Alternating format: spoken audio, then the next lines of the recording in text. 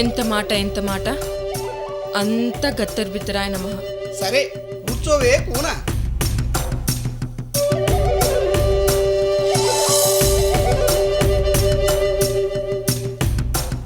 పాలాభిషేకం చేసినప్పుడే నువ్వేదో ప్రాబ్లంలో ఉన్నావని నాకు అర్థమైందే కూన. భక్తురాలు మనసులో ఏముందో తెలుసుకొని కరెక్ట్గా పాయింట్కి వచ్చావు కోదురా. నువ్వు చెప్పినట్టు అమృతకి చావుగండం ఉంది. విధిలీల. చాలాసార్లు తన మీద హత్యా ప్రయత్నం జరిగింది, తప్పించుకుంది. విధిలీల. అంతేకాదు, అమృతని చంపబోయే వ్యక్తి ఎవరో తెలుసా? మా అవతారం బావా. ఓహో, ఆ తుచ్చవతారమేనా? అవును, ఆ నిచ్చుడే కోయిదరా. అసలు ప్రాబ్లం ఏంటంటే అమృతని చంపుతుంది తానేనని అవతారం ఒప్పుకున్నాడు, కానీ చంపమని చెప్పింది ఎవరో తెలియదంటున్నాడు. ఆ వ్యక్తిని ఇంతవరకు చూడలేదట. కేవలం ఫోన్లో కృష్ణమూర్తి అని మాట్లాడుతున్నాడట. కుర్రో కుర్రు. అయితే ఇప్పుడు నన్ను ఏం చేయమంటావు? అసలు హంతకుడు ఎవరు? అమృతని ఎందుకు చంపాలనుకుంటున్నారు? నాకు ఆ వివరాలు కావాలి, వెంటనే చెప్పుకోయిదరా. ఏమిటే శుభలక్ష్మి కూన, చెప్పు అనగానే వివరాలన్నీ చెప్పడానికి నాకేమైనా దివ్య దృష్టి ఉందా? లేకపోతే నేనేమన్నా క్లిక్కు కొట్టగానే వివరాలన్నీ చూపించే ఇంటర్నెట్ అనుకున్నావా? అది నువ్వే తెలుసుకోవాలే కూన. నేనే తెలుసుకునేటట్టయితే నీ దగ్గరికి ఎందుకు వస్తాను? పాలాభిషేకం చేసింది ఎందుకు అనుకుంటున్నావు? ఇన్ఫర్మేషన్ ఇస్తావని. జాతకాలు చెప్పే కోయిదొరని చివరికి ఇన్ఫర్మేషన్ సెంటర్ని చేసేసావు. ప్లీజ్ కోయిదరా, చెప్పు. ఇలాంటి భక్తి ముదిరిన భక్తులతో ఇదే సమస్య. డిమాండ్ చేసి కోరికలు అడుగుతారు, తీర్చకపోతే తిడతారు. కలికాలం అంటే ఇదే. కోయిదరా, ఈ కలికాలంలో నీకు ఎవరైనా భక్తులున్నారా? నువ్వు ఉన్నావు కదే కూన. అవును, నేను ఒక్కదానే కదా. ఈ ఒక్క భక్తురాలు కోరిక కూడా తీర్చకపోతే ఇంక నువ్వెందుకు? చూడు కూన, నువ్వు ఎన్నైనా చెప్పు, ఆ హంతకుడు ఎవరో కనుక్కునే శక్తి నాకు లేదు. వృధా ప్రయాస, వెళ్ళిపో. కోయిదరా, చెప్పకపోతే ఇక్కడే ఆ మరణ నిరాహార దీక్ష చేస్తాను. దీక్ష చేస్తావా? ఎందుకే కూన నా మీద ఇంత కక్ష కట్టావు? కక్ష కాదు కోయిదరా, నా స్నేహితురాలికి చావుగండం ఉందని తెలిసి చాలా బాధపడ్డాను. ఇప్పుడు ప్రత్యక్షంగా తెలుసుకున్నాను. ఒక స్నేహితురాలుగా నాకెంత బాధగా ఉంటుందో ఆలోచించు. అమృత చాలా మంచిది కోయిదురా. ఏం చేద్దాం, విధి ఎలా రాసిపెట్టుంటే అలా జరుగుతుంది. అమృతకి చావుగండం ఉందని నువ్వే చెప్పావు, అది ఖచ్చితంగా జరిగి తీరుతుంది. ఇప్పుడు నేను కేవలం అమృతం చంపాలనుకున్న వ్యక్తి ఎవరో తెలుసుకోవాలనుకుంటున్నాను, అంతే కోయిదురా.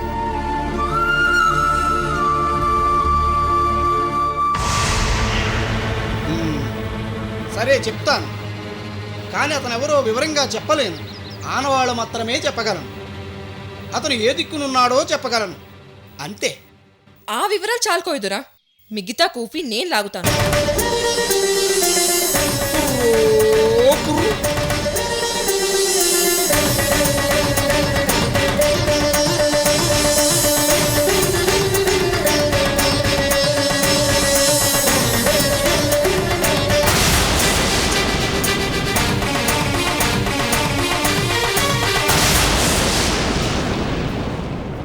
శుభలక్ష్మి కూన, అటు చూడు, అది ఉత్తర దిక్కు. అవునా? ఆ దిక్కు నుంచే ఆర్తనాదాలు వినిపిస్తున్నాయి, ఆ దిక్కు నుంచే తోడేళ్లు వస్తున్నాయి. అంటే ఉత్తరాన 10 కిలోమీటర్ల దూరంలో హంతకుడున్నాడు. అటువైపు నుంచే పన్నాగాలు పన్నుతున్నాడే కూన. ఉత్తరం దిక్కంటే? శుభలక్ష్మి కూన, చెప్పింది విను.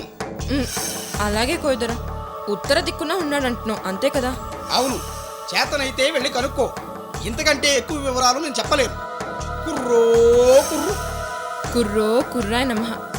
థ్యాంక్స్ కోయిదరా.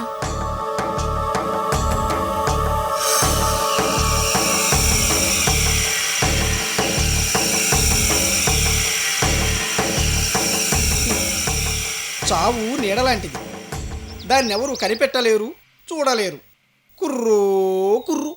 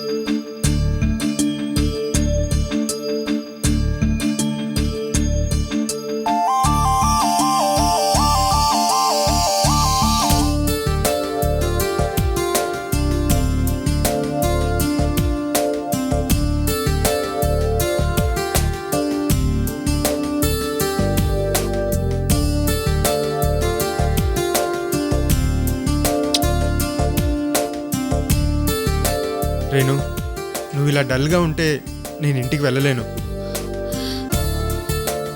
వికాస్,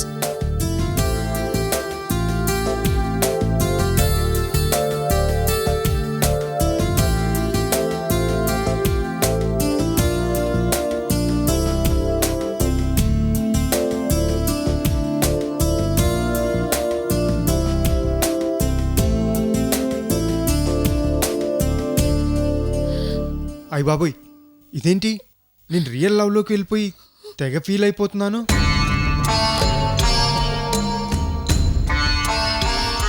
మనదంతా క్యాష్ ప్రేమే కానీ రియల్ లవ్ కాదుగా.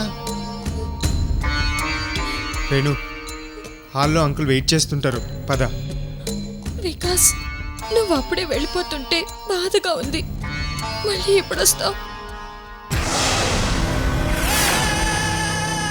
మళ్ళీ పెళ్లి కొడుకునే సారీ అల్లున్నాయి మీ ఇంట్లో అడుగు పెడతాను. నీ చిటికి వేలు పట్టుకొని మహారాణి పక్కన మహారాజులాగా దర్జాగా ఎంటర్ అవుతాను. ఎలాగో తెలుసా? ఇలా.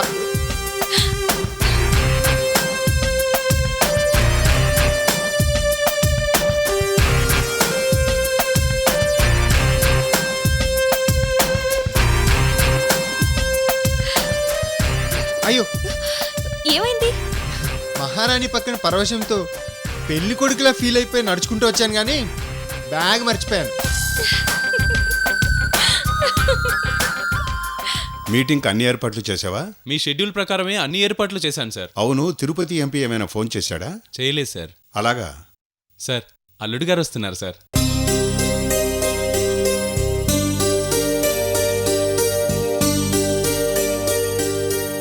అంకుల్, నేను వెళ్ళొస్తాను. మంచిది బాబు. డాడీ, వికాస్ని ఇంకో 1 వీక్ ఇక్కడే ఉండమని మీరైనా చెప్పండి డాడీ. అక్కడ తాతయ్య గారి ఆరోగ్య పరిస్థితి బాగాలేనప్పుడు అల్లుడు గారిని ఇక్కడే ఉండమని బలవంత పెట్టడం మంచిది కాదమ్మా. అంకుల్, నేను ఇంటికి వెళ్ళగానే అమ్మా నాన్నలతో అన్ని విషయాలు మాట్లాడి మీకు ఫోన్ చేయిస్తాను. అలాగే కాని బాబు వికాస్, ఒకవేళ తాతయ్య గారి ఆరోగ్య పరిస్థితి కుదురుపడ్డానికి ఆలస్యమైతే పెళ్లి మాత్రం వాయిదా వేయద్దు. పెళ్ళయ్యాక వీలైతే ఢిల్లీలో ఇక్కడే తాతయ్య గారికి ట్రీట్మెంట్ ఇప్పిస్తాను. అయ్యో పర్లేదు అంకుల్, 4 రోజుల్లోపే తాతయ్య క్యూర్ అయిపోతారు. ఏం లేదు బాబు, మీ ప్రేమను అంగీకరించడానికి నేను చాలా సమయం తీసుకున్నాను. ఇప్పుడు మళ్ళీ డిలే చేస్తే బాగుండదు కదా అని నా ఉద్దేశం. తాతయ్య కారణంగా మ్యారేజ్ డిలే అవుతున్నందుకు sorry uncle. No no no, అలాంటిదేం లేదు, తొందరేమీ లేదు. మీ సమస్యను నేను రేణు అర్థం చేసుకున్నాం. టెన్షన్ పడొద్దని అమ్మా నాన్నతో చెప్పు. అలాగే అంకుల్. ఈ నెల రోజుల్లో ఏ విషయం నాకు చెప్పేస్తే నేను పెళ్లి ఏర్పాట్లు చేసుకుంటాను. వీలైతే ఈలోపు నేను రేణు తాతయ్య గారిని చూడ్డానికి మీ ఇంటికి వస్తాం. ఒకవేళ వస్తే 2 డేస్ ముందే నాకు ఫోన్ చేసి చెప్పండి అంకుల్. మేనేజ్ చేసుకోవాలి కదా. అలాగే బాబు. అంకుల్, ఫ్లైట్కి టైం అవుతుంది, నేను బయలుదేరుతాను. సరే, బయలుదేరు.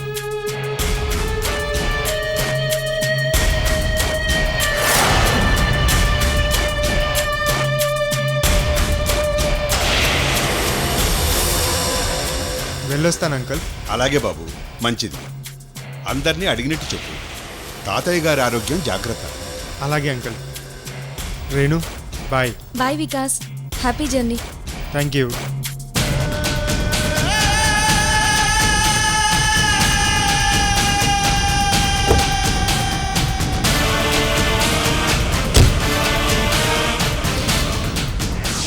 ఇప్పుడు హైదరాబాద్లో షో స్టార్ట్. అమృత డార్లింగ్, నేను బయలుదేరి వస్తాను. ఇక నీ సంగతి చూస్తాను.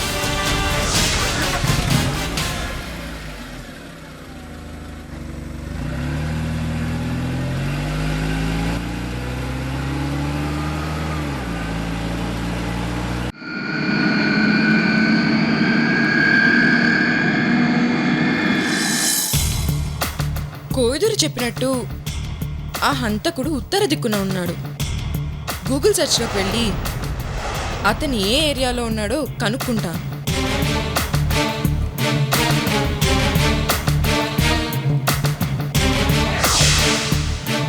కుర్రో కుర్రాయనమ్మ.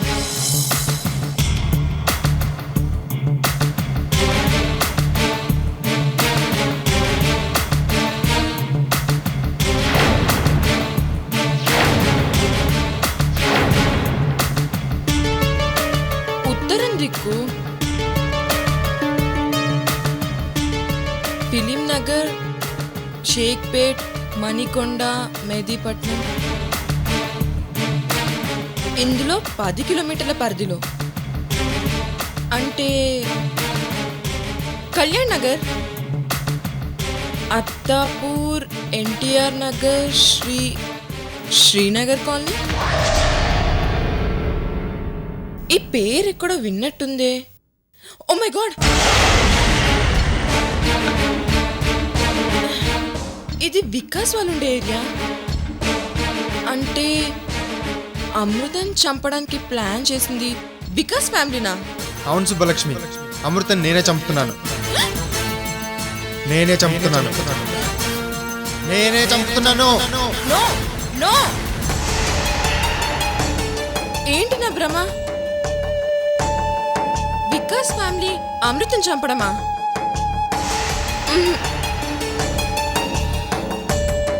తనని ప్రాణంలో ప్రాణంగా చూసుకుంటున్నారని అమృత ఆనందంగా ఉందే.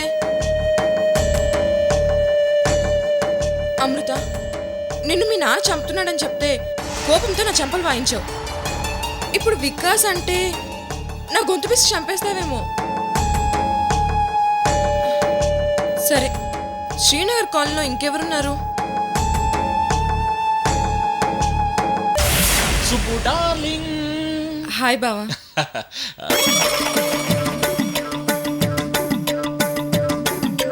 సుబ్బు, ఈ శారీలో నువ్వు చాలా అందంగా ఉన్నావు. అవునా, థ్యాంక్స్ బావా.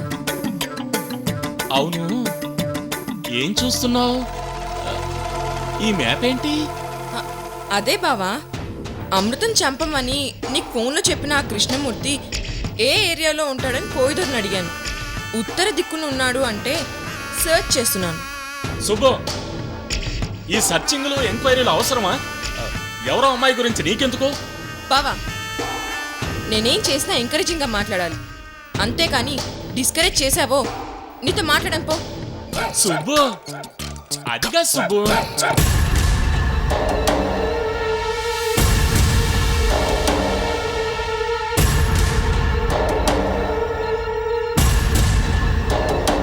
అది కాదు.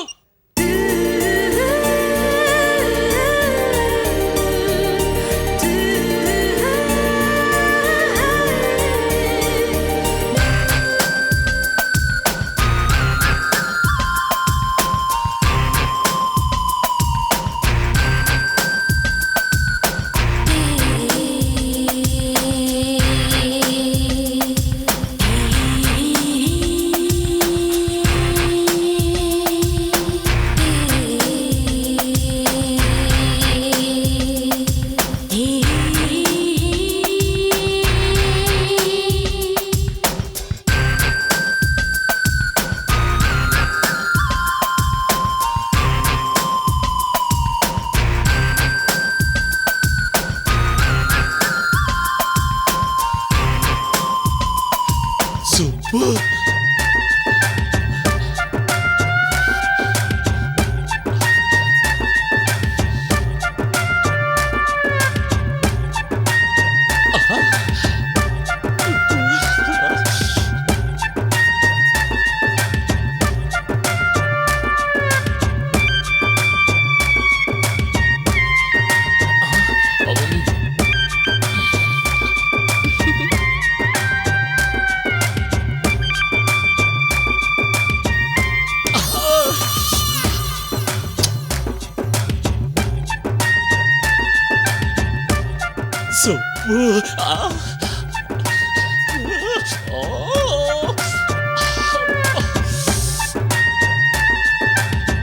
సుబ్బు.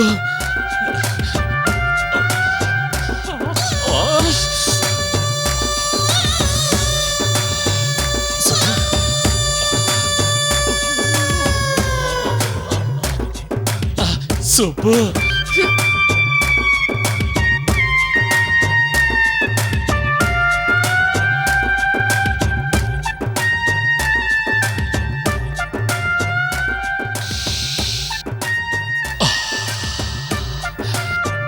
సుబ్బు.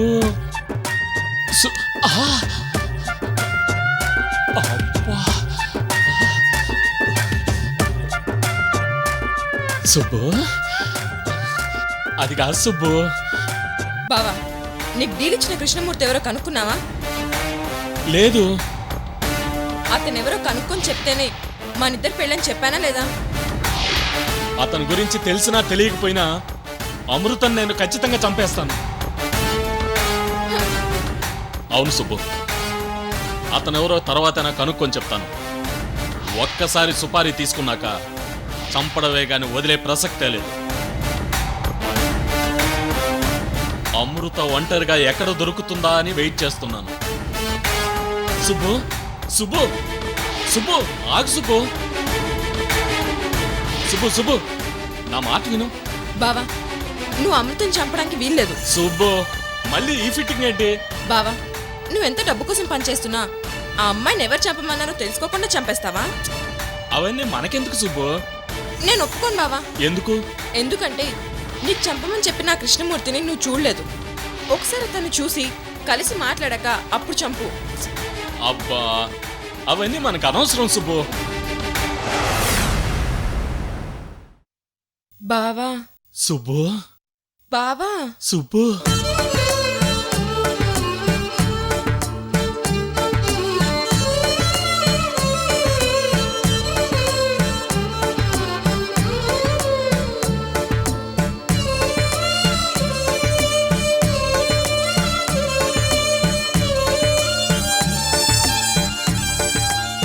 చూడు బావా నువ్వు నా కోసం మర్డర్ చేస్తున్నావు. నేను పిచ్చి పిచ్చిగా ఇంప్రెస్ అయ్యాను. కానీ ఎవరో ఏంటో తెలుసుకోకుండా మర్డర్ చేసి పొరపాటున పోలీసులకు తెలిసి నువ్వు ఇరుక్కుంటే నా పరిస్థితి ఏంటో ఆలోచించావా? నిన్ను పెళ్లి చేసుకొని నేను ఒక ఇంటర్నేషనల్ కిల్లర్గా చూడాలనుకున్న నా కల నెరవేరదా బావా? ఆఫ్టర్ ఆల్ ఒక అమ్మాయిని మర్డర్ ఎందుకు చేస్తున్నావో తెలుసుకోలేనంత అమాయకుడు అయితే రేపు ఇంటర్నేషనల్ కిల్లర్ ఎలా అవుతావు బావా? చార్లెస్ సోప్రాజ్ రికార్డ్ ఎలా బద్దలు కొడతావు బావా? లోకల్ కిల్లర్ గా రాజీ పడి పోలీసులకి దొరికిపోయి జైలుకి వెళ్తావా? అప్పుడు అన్నయ్య మళ్ళీ నన్ను ఆ సింగరేణి బొగ్గుగాడికి ఇచ్చే పెళ్లి చేస్తాడు. నువ్వు జైల్లో, నేను వెంగయ్య ఒళ్ళో. నో, అలా జరగడానికి వీల్లేదు. నా మనసంతా నీ దగ్గర పెట్టుకొని వాడితో కాపురం ఎలా చేస్తాను బావా? చెప్పు బావా చెప్పు. వద్దు సుబ్బు, నువ్వు లేని జీవితం నాకు వ్యర్థం. అది నాకు ఇప్పుడు అర్థం అవుతుంది. నువ్వు చెప్పినట్టు కృష్ణమూర్తి ఎవరో తెలిసేదాకా నేను అమృతం చంపను. ప్రామిస్? ప్రామిస్ సుబ్బు.